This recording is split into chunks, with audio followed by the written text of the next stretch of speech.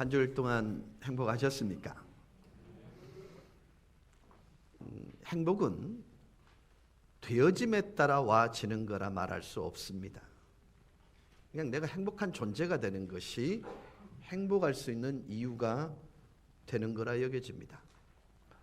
여러분, 세상을 살아가면서 진짜 부자가 누구인가를 물어본다면 많이 소유하고 있는 자가 아니에요. 진정한 부유한 자는 만족하며 살아가는 사람이 그가 진짜 부자입니다. 디모데전서 6장 6절, 오늘 본문은 자족하고 지족하는 마음이 있으면 경건이 큰 이익이 된다고 말합니다. 즉 우리의 신앙적 행위가 열매가 될 수 있는 가장 중요한 방법이 뭐냐면 지족하는 마음입니다. 스스로 만족하는 마음이라 할 수 있을 것입니다. 우리의 삶, 우리 주변의 물건 그리고 환경을 어떻게 말하는가의 관점에서 이 만족이라는 것은 목표가 됩니다. 맞죠? 하지만 우리 인생에서 그리고 여러분의 대부분의 인생에서 이 만족이라는 이 단어는 얻기 가장 어려운 특성 중에 하나라 인정하지 않을 수 없습니다. 여러분 지금 상황에 만족하십니까? 아니요, 조금 더요. 여러분 이 만족이라는 것은요, 내가 감사할 수 있는 뿌리가 되는 것입니다. 그러니까 감사하는 사람은 그의 삶 속에 지족의 은혜가 있다, 이렇게 말을 할 수 있는 것입니다. 그래서 감사라는 것은 만족과 굉장히 밀접한 관련이 되어 있는 것입니다. 실제로 내가 만족하기 시작할 때에 내가 감사하는 자리에 머물 수 있고요, 계속해서 감사하는 자리에 머무는 것을 도와주는 핵심 요소가 뭐냐면 지족, 만족, 자족입니다.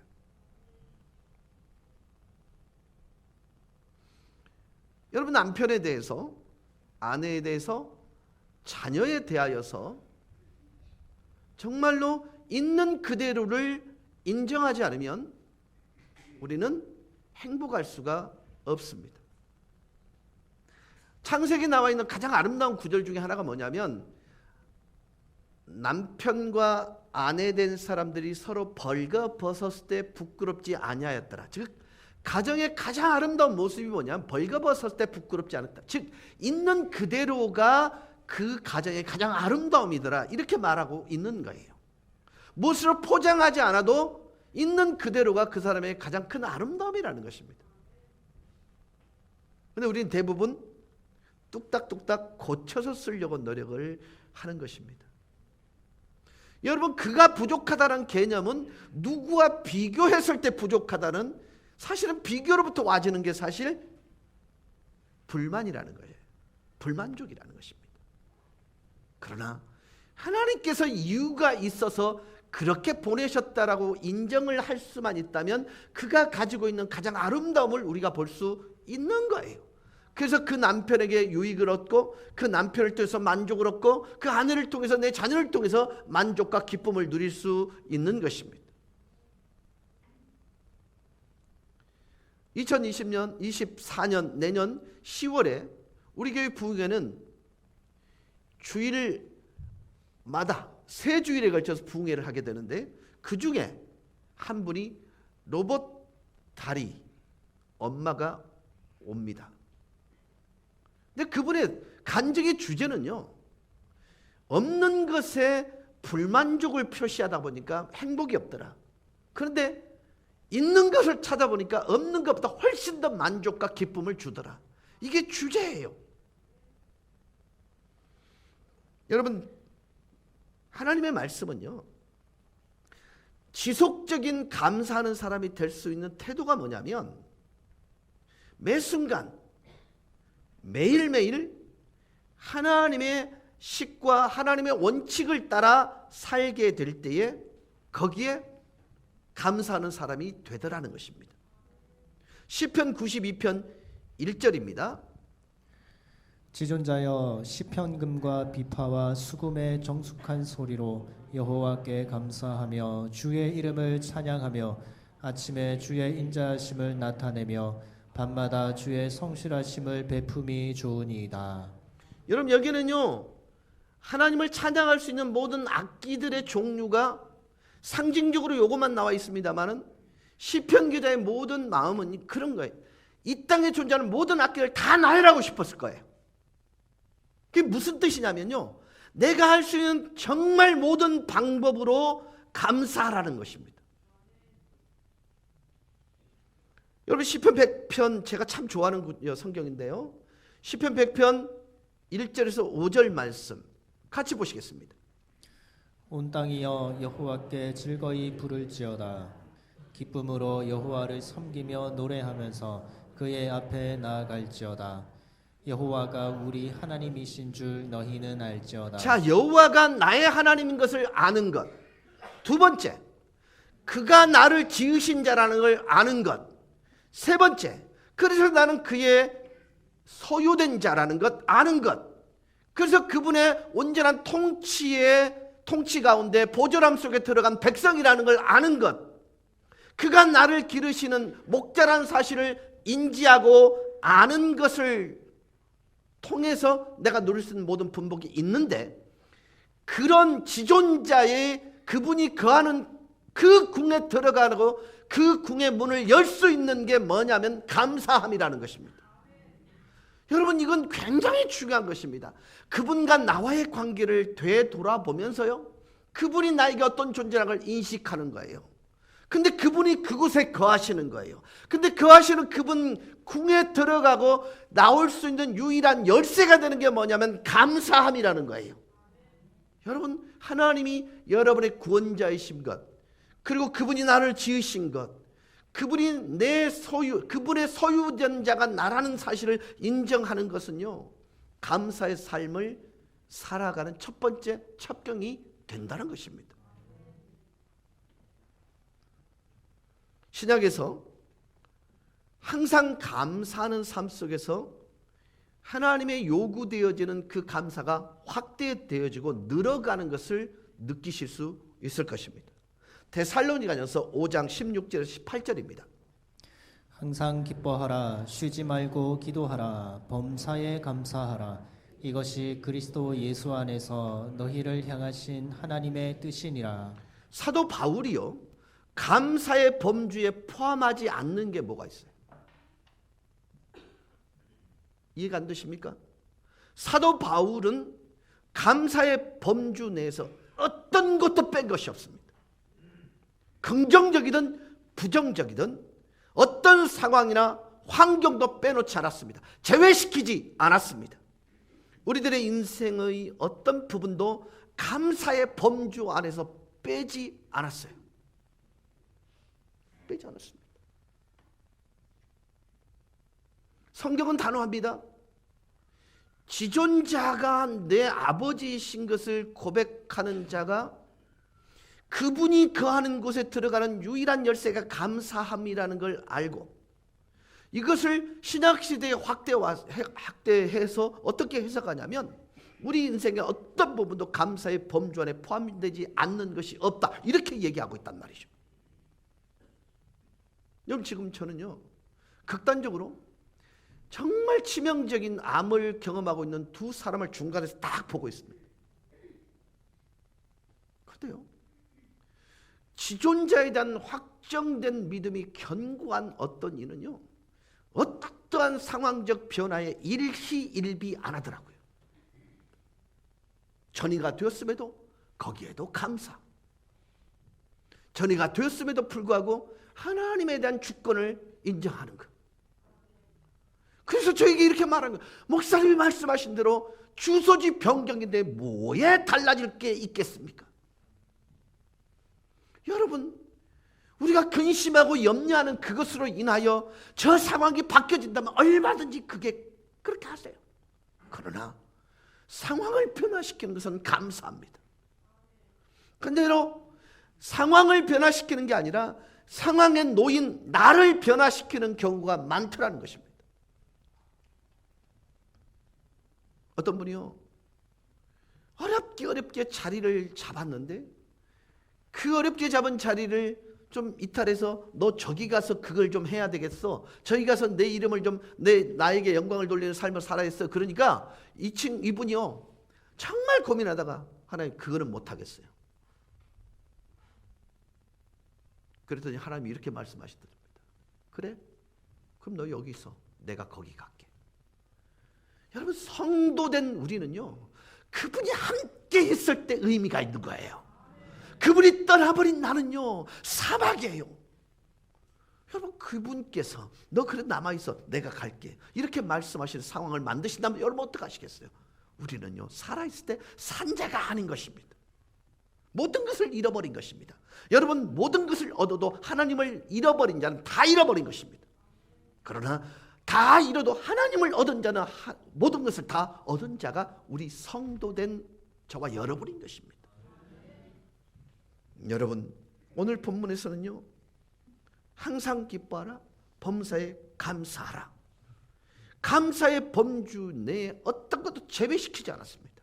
가장 좋을 때도 감사, 가장 나쁠 때도 감사, 가장 고통스러울 때도 감사, 가장 좋을 때도 감사. 그래서 에베소 5장 20절에 이렇게 말씀합니다. 범사에 우리 주 예수 그리스도의 이름으로 항상 아버지 하나님께 감사하며. 여러분이 하나님의 말씀을 볼 때 감사는 성도라면 모든 삶의 순간에 공급되어지는 영양소와 같은 것입니다.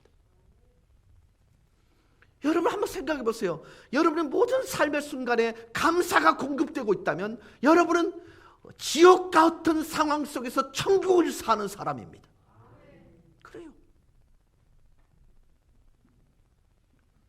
주님은 아침에도 감사를 행하고 밤에도 그것을 행하고 항상 그것을 행하라고 얘기합니다. 일할 때나 쉴 때나 시장이 열렸을 때나 닫혀있을 때나 감사할 상황이 여러분 인생 가운데 나타나지 않아도 감사하라고 얘기하고 있는 것입니다.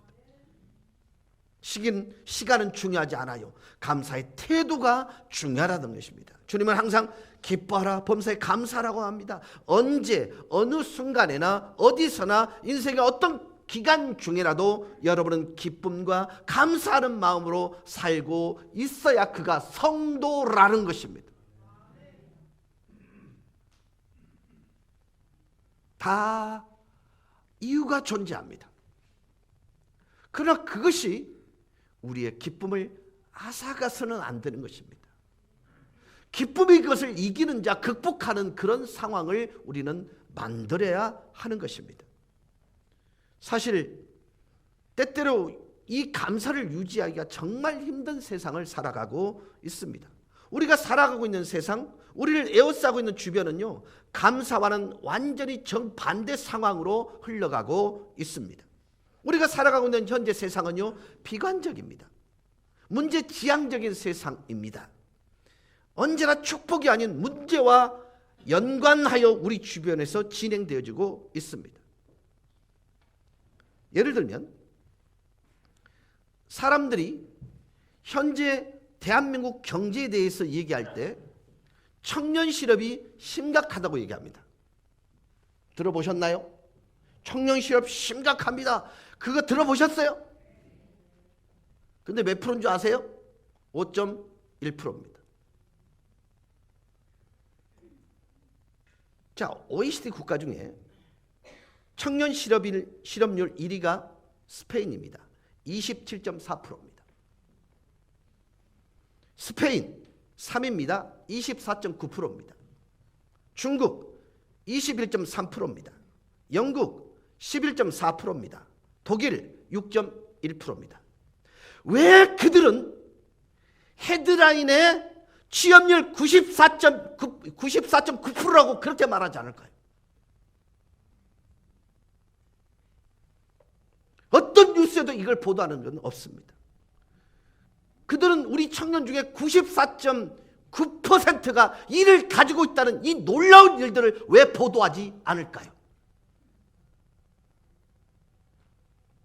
실업률, 여러분 언제나 부정적인 것에 초점이 맞춰져 있습니다. 이것은 우리가 살아가는 방식이에요. 이것이 뉴스를 보도하는 방식입니다.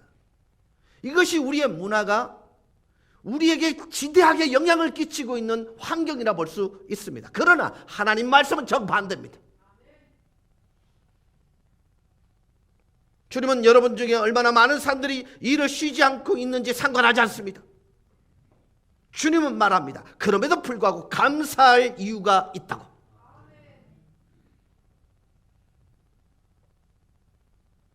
실업률 관점에서 얘기하는 것이 아닙니다. 나의 의도가 아닙니다. 직업이 없다는 것이 상처를 줄 수 있는 사회. 내가 확실하지만 이 안에도 어떤 분은요, 현재 직업이 없을 수 있습니다. 이렇게 많은 성도들, 가족들 가운데도 언제나 이런 케이스는 존재합니다. 하지만 알다시피 하나님은 우리가 감사할 이유가 있다고 말합니다. 여러분의 가정 속에 감사할 이유가 있다고 말하는 것입니다.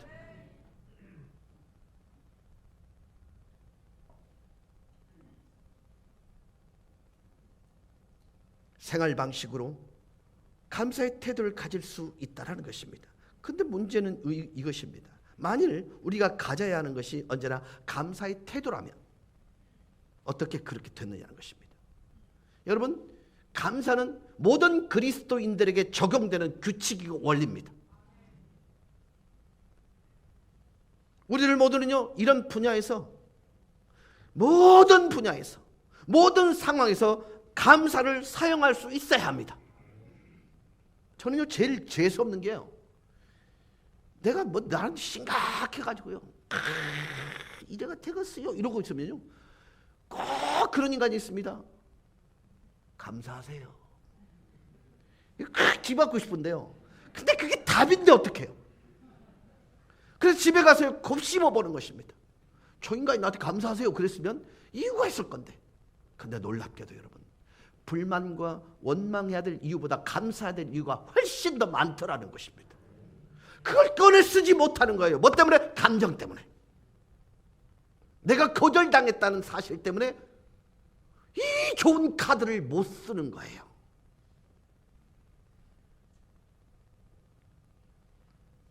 우리는 이 땅에서 그리스도인으로서 가장 감사하고 가장 긍정적이고 감사하고 기뻐하는 사람이어야 합니다. 세상 사람들이 계속적으로 비판적이고 부정적일 때 성도인 우린 어떻게 그 감사의 마음을 불어 넣어야 할까요? 감사의 훈련, 여러분, 가장 기본은 속도를 좀 늦추세요. 삶의 속도를 조금만 늦추세요. 오늘 대웅 장로님하고 이런저런 얘기하다가 우리 준영이가 지금 35, 33, 올해 이제 상사 진급을 앞두고 있는 거예요. 근데 뭐 지가 그렇게 하겠다고 해서 그거 아닌데 흘러가는 거예요, 그렇게. 근데 아빠가 얘기하는 건 너무 빠르다, 그 얘기를 하는 거예요. 그래서 그것을 들으면서 맞다, 인생은 속도다. 너무 급하게 달릴 필요가 뭐에 있느냐는 거예요. 잠시 멈추고 왔던 길을 되돌아보면요, 거기에 감사의 이유가 있습니다. 원망할 이유가 아닌 거예요. 달리다가 잠시 뒤돌아보면요, 뿌듯한 거예요. 여러분, 제가 평발이잖아요. 모르셨나요? 여러분, 저는 군대 가려고 무척이나 노력했는데 군대에서 저를 받아들이지 않았어요. 그래서 2번이나 시도했다가 결국 저는 단기 사병으로, 그때 당시는 방위입니다. 그래도 제가 18개월을 근무했다는 얘기 아닙니까? 현역하고 똑같이 했단 말이에요, 제가. 무시하지 말란 말이죠. 근데 거기 된 이유가 뭐냐? 평발 때문이에요. 그때는요, 증명되지 않았지만 행진을 못한다는 거예요. 오랜 행진을 못한다는 거예요. 그때 정말 원망스럽거든요. 근데 제가 곰곰이 생각해 봤어요. 근데 놀라운 것은요, 그 시점에 제가 군대를 가지 못함을 원망해 본 적이, 그냥 왜 하나님 나는 군대 가서 그냥 얼마든지 훈련을 받아낼 수 있고 그 정도 깡은 있는데 하나님 왜 이러세요? 근데 하나님께서는요, 단기 사병, 즉 방위 훈련을 끝내고 난 다음에 바로 저를 전도사로 이렇게 청함을 받았어요. 근데요, 그 방위 근무하면서 전도사로 섬겼던 그 기간 동안 제가 경험한 가장 큰 부흥을 그때 경험했습니다. 97명이던 중등부 학생이 1년 만에 500명이 되었으니까요. 그러니까 이거 설명이 안 되는 거예요. 근데 그 영적인 추억을 제게 남겨주시기 위해서 하나님은 그런 선물을 주신 것 같아요. 여러분, 순간순간 왜 그럴까? 왜 이럴까? 근데 돌아보면 그게 은혜더라는 거예요. 네. 여러분, 제가 그런 말씀을 드렸죠. 그 500명이 되는 결정적인 순간이 뭐냐면 총동원 전도질이었거든요. 근데 그렇게 아이들이 울며 불며 기도했는데 그날 햇빛이 쨍쨍 내리쬐도 애들이 올까 말까 하는데 비가 엄청 내리는 갖다 부어버리는 거예요. 그때 제가 그랬어요. 날씨 담당 누구? 그래서 이거 빨리 비 그치도록 기도해. 그랬더니 애들 그때 당시에 순진했거든요. 주여, 이 가면 안 되지 이러고 있었어요. 근데 딱 그 기도가 마치는 걸 나와서 보니까요, 햇빛이 쨍쨍 내리죠. 여러분, 이건 기적입니다. 설명 불가능. 그 당시에는 왜 하나님 이토록 오랜 시간 동안 목숨 걸고 준비했는데 이런 환경을 만들어야 되는데 잠시 후에, 지나면 잠시 후에 이런 결과가 올 걸 우리는 예측을 못하고 급하잖아요. 여러분, 조금만 한숨 돌리면요, 지금의 그 상황이 감사할 이유가 될 줄을 믿으실 수 있길 바랍니다. 속도 조절만 좀 하세요. 여러분 아시다시피요, 누가복음 17장에 가보면 예수님에 의해 고침받은 10명의 문둥병자 이야기가 나옵니다. 하지만 다 얘기를 할 수 없고 예수께서 그들에게 제사장에게 가서 보이라고 말씀하셨어요. 그러면 제사장들이 그들을 보고 그들을 관찰하고 그들이 진정으로 치유받은 것을 선언할 수 있을 것이라고 말씀하셨습니다. 그래서 그들은 사회 주류 멤버가 될 수 있었습니다. 다시 그들의 공동체 속에 돌아갈 수 있었습니다. 근데 그들은 제사장에게 가는 과정에서 길에서 벗어나 버립니다. 자신들이 치유받은 것을 깨닫습니다. 예수님이 그들의 문둥병을 고쳐주셨습니다. 의미하는 바는 이것입니다. 그들 중에 한 사람만이 자기가 낳은 것으로 인해 되돌아와 주님께 그리고 하나님께 큰 소리로 영광을 올려드렸더라. 예수님 발 앞에 엎드려 살해했다. 이렇게 기도했어요. 근데 그 돌아온 한 사람이 누구냐면 사마리아인입니다. 유대인이 아니었습니다.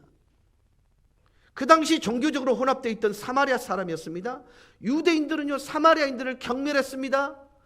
토라를 배우면서 하나님의 말씀을 배우며 성장했던, 성경 말씀을 기억하고 있고 그것으로 인해서 늘 영적인 프라우드십을 갖고 있던 그 유대인들, 그 고침받은 유대인들 9명 한 사람도 돌아오지 않고 종교적으로 소외됐던 사마리아인이 돌아와서 감사하고 있는 것입니다. 여러분, 입에 담겨진 신앙은 신앙이 아닙니다. 삶에 담겨진 게 진짜입니다. 힘겨운 상황에서 여러분 감사를 얹어서 살아가는 그 인생이 정말 파워풀한 그리스도인 삶을 살고 있는 거예요. 그래서 주님이 섭섭해서 묻습니다. 나머지 9은 어디 있노? 네 친구들은 어디 있노? 우리는 참 은혜도 모르는 이 배은망덕한 녀석들, 이렇게 말할 수도 있을 것입니다. 그들이 왜 돌아와서 예수님께 감사하지 않았을까요? 여러분, 하나님이 축복하십니다. 그리고 우리는 그 축복을 얻으며 그 축복을 누르는 데 너무 바빠요. 여러분, 강아지 키워보셨죠? 제가 컸을 때하고 지금 강아지는 좀 질이 다르더만요. 옛날에는요, 저희 아버지가 벅구라는 강아지를 키웠는데 이게 완전히 토종개입니다. 옛날에 토종개는 아시다시피 식용이었습니다. 근데 아버지가 그걸 못 잡으셨어요. 왜냐하면 워낙 이 주인에게 순종하고 꼬리를 흔들고 그랬어요. 그래서 이제 뭘 밖에서 아버지가 뭘 사오셔갖고 벗고 하면서 딱 주면요, 다 먹고 나서 벗고는 이렇게 봅니다. 이쪽 손을 봅니다. 여러분, 우리가 이런 거 아니냐는 거예요. 하나가 이루어지고 나서 이렇게 하는 거 아니야. 그걸 주님께서는 잠시 멈추라는 거예요. 하나 받았지? 뒤돌아보면서 곱씹으면서 감사를 묵상해라는 것입니다. 너무 빨리 가는 거예요. 너무 급하게 가는 거예요.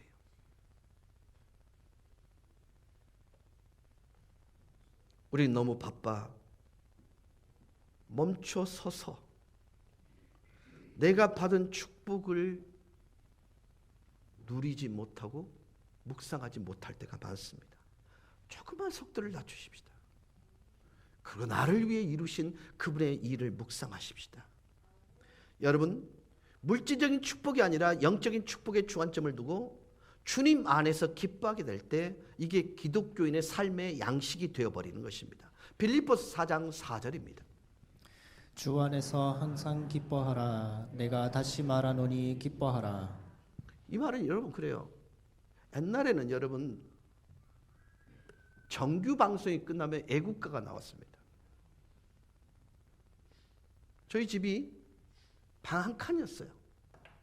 그러다 TV를 켜놔도 다른 식구들에게 민폐를 끼치는데 저는 꼭 어머니한테 이 소리를 들었어요. 상령아, 내가 다시 말하는데 TV 꺼라.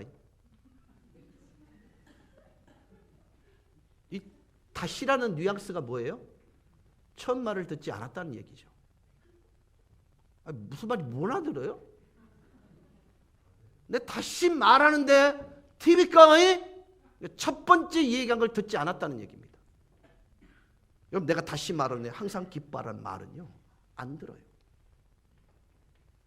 그래서 주님은 다시를 얘기하는 것입니다. 왜 그렇게 다시 말한다고 강조하실까요? 그곳에 행복이 있는 것을 주님은 알거든요. 거기에 기쁨이 있는 것을 주님은 알거든요. 다시 말할게. 감사해야 돼. 기뻐해야 돼. 내 삶 가운데 모든 상황이 나빠요. 좋지 않아요. 근데 주님은 말합니다. 그리스도 예수 안에서 기뻐하라. 그리스도 예수 안에 있는 것이 의미하는 것은요, 영적인 초점을 주님께 맞춘다, 이런 뜻이에요. 여러분, 사람을 변화시키는 게요, 그렇게 쉽지 않습니다. 그러나 영적인 초점이 하나님께 모여지고 말씀 가운데 말씀으로 인해 내가 설득당하게 될 때요, 사람은 변하게 되어 있습니다. 우리가 좋아하는 이성미 집사님의 간증을 잠깐 듣겠습니다. 하나님, 우리 아들 이 새끼 때문에 살 수가 없어요. 하나님이 얘는 내가 안 낳았을 거예요. 저희 아들이 학교를 가는데 제가, 야, 밥 먹고 학교 얼른 가. 아유, 날쌘 놈 뭐가 되려고. 날 샜다 이 새끼야. 미친 애. 네 아들 딱 뒤돌아섰는데 대로 만들어줄까. 제가 그 말을 듣는 순간 너무 두려웠어요. 하나님, 내가 정말 잘못했습니다. 다시는 욕하지 않겠습니다. 철저하게 회개했던 것 같아요. 놀랍게도 제가 그렇게 기도하고 나서 그 다음부터는 욕을 안 하는 거예요. 그러더니 일주일째 되는 날, 엄마 왜 욕을 안 해? 엄마 그날 너한테 이야기하고 하나님이 나한테 그런 마음 주셔서 엄마 욕 안 하기로 했다. 그래서 앞으로 욕 안 할 거다. 아니, 하나님 17년 동안 가만히 계시다 왜 그날 얘기하신 거야? 그러더니 아이가 조금씩 바뀌기 시작하는 거예요. 그래서 제가 그때 깨달았어요. 아, 내가 변하면 아이가 그것을 보고 변하기 시작하는구나. 하나님, 우리 아들 이 새끼 때문에 살 수가 없어요. 여러분, 이 말 속에, 이 간증 속에 정말 무서운 말이 들어있는데 느끼셨습니까? 여러분, 제가 우리 어머니에게 들었던 가장 무서운 욕은 육시할 놈이었습니다. 육시란 말이 무슨 뜻이냐면 사지를 찢어 죽인다는 뜻입니다. 옛날 우리 어르신들은요, 거침없이 욕을 했습니다. 근데 우리 어머니에게, 그때 당시 우리 어머니가 예수를 알았더라면 주님은 반드시 이렇게 얘기했을 거예요. 봐! 좋아! 네가 말한 대로 내가 그렇게 할게. 여러분, 이거 정말 무서운 말입니다. 근데 성경은 이렇게 말합니다. 네 말이 내 귀에 들린 대로 해줄게. 됐나? 여러분, 하나님의 무서움이 여기 있는 것입니다. 부부 사이에, 자녀와 부모 사이에, 교인과 교인 관계 사이에서 그분이 들어도 될 만한 말이 아니면 하지 마세요. 제발 이 말씀만큼은 설득당해 주시길 바랍니다. 여러분, 그리스도 예수의 마음은요, 나를 위해서 자기를 죽여내신 마음이셨어요. 사랑이 이유가 되셔서 기꺼이 자신을 죽여내시는 자리까지 가는 게 예수 그리스도의 마음입니다. 그래서 얻어진 그 사람이 바로 옆에 있는 그 사람이에요. 그래서 얻어진 게 옆에 있는 바로 내 아들이자 내 딸, 그리고 내 아내하고 남편입니다.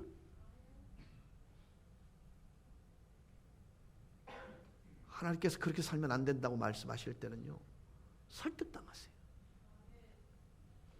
여러분, 저는요, 이성미 집사님이 저 간증을 통해서 아이고, 지질이 궁상 같은 새끼, 나가 뒤져, 그 말을 했을 때 주님의 세미한 음성, 내가 네 말대로 해줄게. 여러분, 우리 얼마나 많은 순간들을, 얼마나 많은 관계 속에서 이런 일들을 행해왔는지 우리는 한번 돌이켜볼 필요가 있습니다.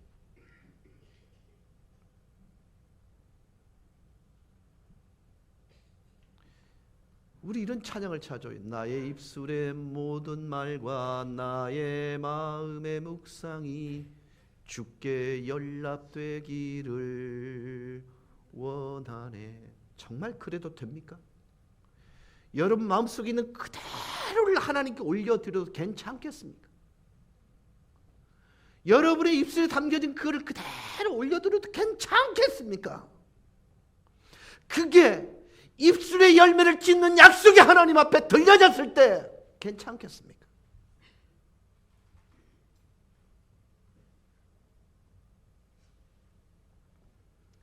여러분, 그리스도 예수께 내 인생에 초점을 맞추게 될 때는요, 그분이 들어도 될 만한 생각, 들어도 되는 언어를 가슴속에 비추간답니다. 나는 너를 볼 때마다 너무 행복해. 너는 나의 보석이야. 나는 너를 통해서 얼마나 많은 위로를 받고 있는지 몰라. 너는 나의 전부야. 내 사랑이 너를 통해서 증명되어졌으면 좋겠어. 여러분, 얼마나 많은 언어들이 그리스도 예수에게 초점을 맞추면 그 풍성한 언어들이 우리 가운데 나올지 여러분 아시잖아요.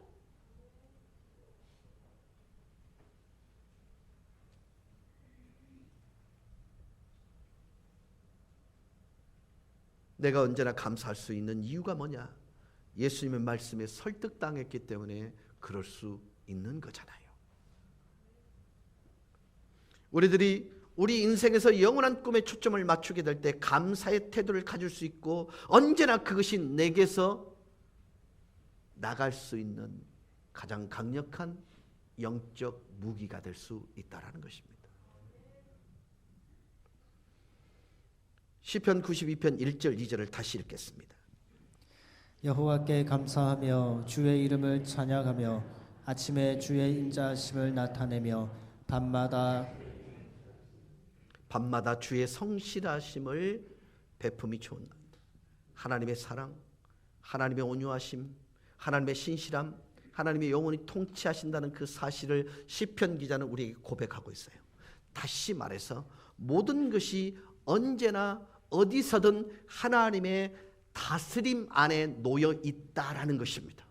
이걸 우리는 우리식으로 표현하면 코람데오입니다. 하나님 앞에서입니다.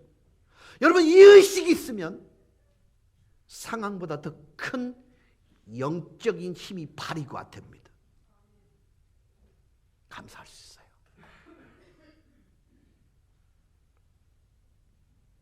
내가 언제나 주의 돌보심 안에 들어가 있다. 그분의 통치하에 있다. 여러분, 이것을 의식하는 것은요, 내가 감사하는 자로 만드시기에 충분합니다. 지나온 모든 세월들을 돌아보십시다. 지나니까 은혜였잖아요. 여기 김수영 장로님 계십니다마는 한 가지 원리, 아름다운 것을, 소위 말하는 이 돈이 개입되지 않은 아름다운 교단 선거를 위해서 2번 양보했어요. 그리고 한 번 떨어졌어요. 그리고 드디어 일방적인 승리를 했습니다. 근데 그런 얘기했어요. 지켜내셨어요. 그러나 그 기간 4년이라는 시간은 결코 감사할 수 있는 시간이 아니었을 수도 있습니다. 근데 조금 돌아보니까 놀랍게도 우리 교단 총회의 금권 설교가 거의, 이 선거가 거의 사라졌습니다. 그 아름다운 결과가 우리 손에 쥐어졌단 말이죠. 여러분, 제가 이 말씀을 드리는 것은요, 어떤 누군가를 칭찬하거나 그 의미가 아닙니다. 바름을 위해서 그분의 다스림 안에서 이것이 옳다고 여겨지는 일들에 대해서 기껏게 내가 대가를 지불했을 때는요, 거기에 합당한 결과가 오더라는 것입니다. 그게 감사입니다.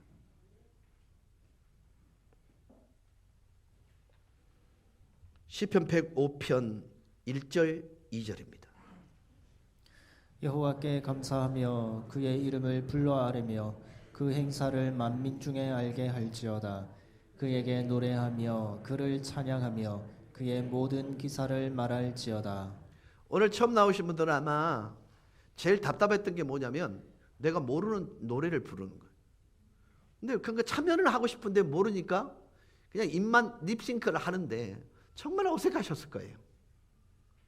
근데 여러분, 저는 여러분이 여기 와주신 그 사실에 놀랍습니다. 네. 근데 이 어색함, 이 목사라는 젊은 기 나타나고 막 고함을 치는데 어쩌면 좋노? 와, 나한테 하는 말 같노? 이렇게 느껴지는 것은 더 큰 용기가 아닌가 싶습니다. 근데 여러분, 노래라는 것, 기독교에만 있는 노래, 원래 여러분 이처럼 많은 노래 언제 불러보셨어요? 노래방 간 거 말고. 오늘 여러분 평생 불렀던 노래 여기서 다 불렀을걸요? 노래라는 것은 기쁨의 표현이기도 합니다. 그 내 마음의 고백이기도 합니다. 언제 여러분 불러보셨겠어요? 근데 주님 앞에서 하나님의 이름을 높이는 그 찬양은요, 잘하지 못해도 괜찮아요. 누군가 귀에 들리지 않아도 돼요. 그냥 내가 읊조리면서 그냥 그분의 됨됨이 되어짐들을 고백하는 그것이면 그분께는 들리거든요. 여러분, 감사하는 마음이면 여호와께 노래하는 일에 동참할 수 있답니다. 여러분이 하나님께서 지나온 시간 동안 여러분 각지역에 행해 주신 그 행사를 감사하는 마음을 가지고 와서 찬양하고 기뻐하는 그 모습이 그분이 가장 행복해 하시는 모습이에요.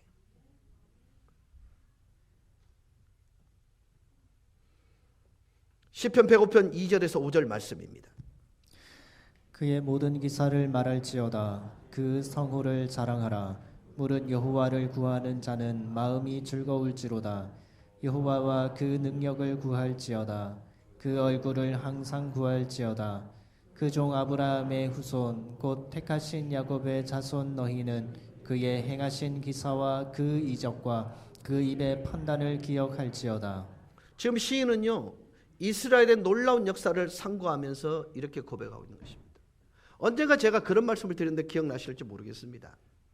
우리나라는요, 육군과 공군은 국가 주도로 군이 창설되었습니다.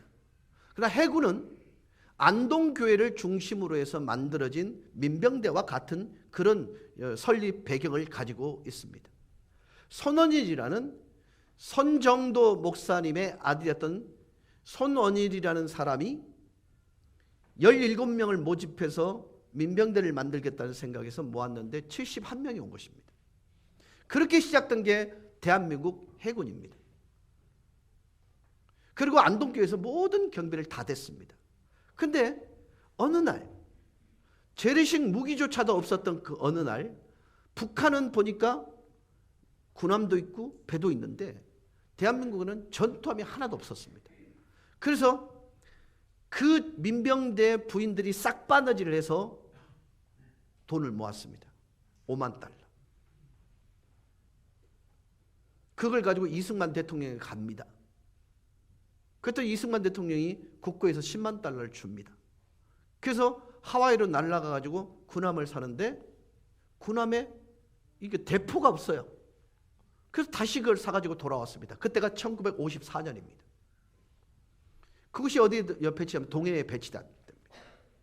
이 순양을 쭉 하는데 1950년 6월 24일이었습니다. 이게 가는데 이상한 상선 하나가 동해에 나타난 것입니다. 그래서 계속해서 이렇게 추적을 몇 시간 하는데 그쪽에서 갑자기 함포를 쏘았어요. 그래가지고 이 백두산함에서 대응 사격에서 침몰을 시켰습니다. 나중에 알고 보니까 북한에 가장 정해야 된 600명이 그 상선에 타고 있었습니다. 만약에 그들이 부산항에 상륙했다면 생각하기조차 끔찍한 일이 벌어졌을 것입니다. 어떻게 될게요? 마지막 대한민국 부산에만 일부 남아 있었던, 근데 거기에 게릴라전이 펼쳐진다고 생각해보세요. 끝난 것입니다. 여러분, 이스라엘 백성들은요, 힘겹고 버거울 때마다, 자기가 하나님으로부터 멀어졌을 때마다 항상 하는 일이요, 이스라엘의 역사를 상고해 보는 것입니다. 여러분, 여기에 기독교 역사를, 한국 기독교 역사를 조금 아는 사람이면요, 하나님이 이 나라 이 민족을 붙들었다는 사실을요, 고백하지 않을 수 없습니다.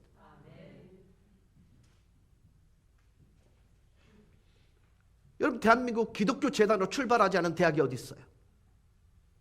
대한민국 병원 중에요, 기독교 재단으로 출발하지 않은 병원이 어디 있습니까? NGO 단체 중에요, 기독교 단체로 출발하지 않은 NGO 단체가 어디 있습니까? 이 나라 이 민족을 향한 하나님의 생각, 하나님의 일하심들을 묵상하다 보면요, 나 개인에게 적용할 수 있는 거예요. 그저 감사할 일밖에 없겠다.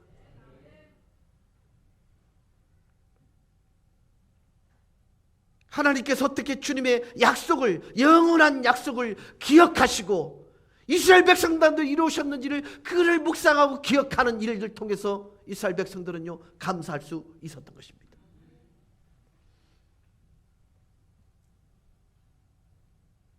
이제 말씀을 맺겠습니다. 시편 105편에 대한 놀라운 것은 이스라엘 백성들이 돌아보고 이스라엘 백성들이 감사하는 대부분의 것들은 그들이 고난을 겪고 있는데 하나님이 나타나셔서 그들을 구원하신 순간들이었습니다. 그러니까 우리의 감사의 이유는요, 환경에 의한 감사가 아니라 가장 극적일 때 하나님의 일하심들이 나타났다라는 것입니다. 사랑하는 여러분, 내가 어떤 고난을 받지 않았다면, 내가 구원받지 못했다면, 내가 감사할 것이 아무것도 없었다면 어쩌면 우리의 인생은 삭막해졌을 것입니다. 이렇게 묻고 싶습니다. 그리스도인들도 같은 비율로 질병과 고속도로에서 나는 사고율이 같을 거예요. 기독교인이나 비기독교인이나. 그들은 비기독교인들이 뒤에서 받는 것만큼 많이 뒤에서 그리스도인들이 모는 차도 받았을 것입니다. 이번에 정말 아픈 소식을 전해 들으셨죠? 새벽기도 다녀오시던 세 분이 그냥 룰을 지키고 지나가는데 그냥 천국으로 가셨어요. 이 말이 있습니다. 범퍼에는 천사가 없다. 이것을 말할 수 있습니다. 근데 왜 하나님이 그것을 행하십니까? 하나님은 진실한 인생, 낙심되고 깨어지고 죄악된 세상에서 살아가는 어떤 기회를 우리에게 주시기를 원하는데요, 그곳에서 여러분의 이웃이 세상에서 발로 차이는 만큼 여러분도 많이 발로 차일 것입니다. 하지만 주님은 때때로 여러분이 고통을 당할지라도 여러분이 믿음으로 어떻게 반응하는지, 기쁨으로 반응하고 감사함으로 반응할 기회를 제공해 주시고 있다고 보시는 것이 옳습니다. 이게 세상 속에 그리스도인 됨에 증명되어지는 유일한 방법일 수 있기 때문에 그렇습니다. 사실은 믿는 자나 안 믿는 자나 똑같을 것입니다. 그러나 거기에 반하는 태도는 그리스도인들이 달라야 합니다. 그래서 주님은 항상 기뻐하라, 쉬지 말고 기도하라, 범사에 감사하라, 이는 그리스도 예수 안에서 너희를 향한 하나님의 뜻이니라. 여러분, 이 감사의 뿌리는 지족의 뿌리를 통해서 우리에게 온다는 사실을 기억하시고요. 상황에 대한 온전한 만족의 고백을 통해 여러분의 삶이 감사로 이어지기를 주 예수 그리스도 이름으로 간절히 축원합니다.